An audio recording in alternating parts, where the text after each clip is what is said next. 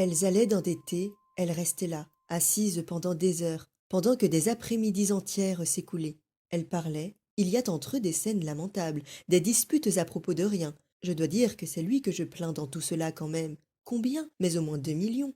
Et rien que l'héritage de la tante Joséphine. Non, comment voulez-vous? Il ne l'épousera pas. C'est une femme d'intérieur qu'il lui faut. Il ne s'en rend pas compte lui-même. Mais non, je vous le dis, c'est une femme d'intérieur qu'il lui faut. D'intérieur, d'intérieur. On le leur avait toujours dit.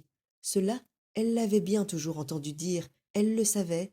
Les sentiments, l'amour, la vie, c'était là leur domaine. Il leur appartenait. Et elle parlait, parlait toujours, répétant les mêmes choses, les retournant, puis les retournant encore, d'un côté puis de l'autre, les pétrissant, roulant sans cesse entre leurs doigts cette matière ingrate et pauvre qu'elles avaient extraite de leur vie, ce qu'elles appelaient la vie, leur domaine, la pétrissant, l'étirant, la roulant jusqu'à ce qu'elle ne forme plus entre leurs doigts qu'un petit tas, une petite boulette grise. Amis des mots, sauriez-vous reconnaître la grande auteure qui se cache derrière ces lignes?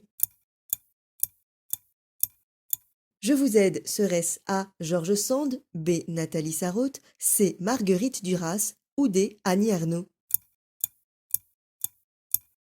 Je relis la dernière phrase de cet extrait qui est criblé de répétitions, à commencer par une anadiplose, pour les amateurs de figures de style, une anadiplose avec le verbe parler.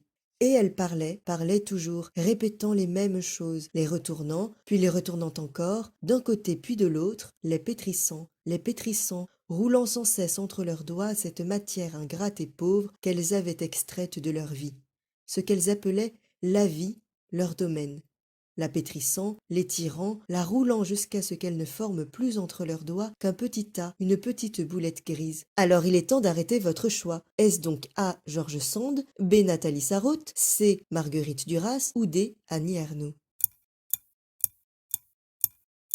Eh bien, il s'agit d'un extrait du recueil de récits Tropisme, publié en 1939. Ce livre est généralement considéré comme le fondateur du courant littéraire appelé Nouveau Roman. L'auteur n'est autre que B. Nathalie Sarraute, qui publiait avec Tropisme son tout premier ouvrage.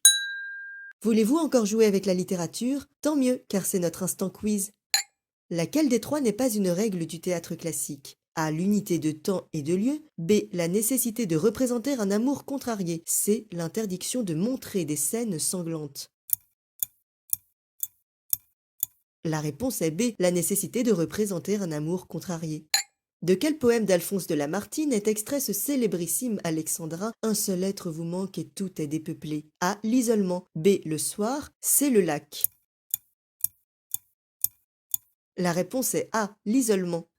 Que contiennent les rêveries du promeneur solitaire de Rousseau? A. 7 confessions. B. 10 promenades. C. 12 contemplations.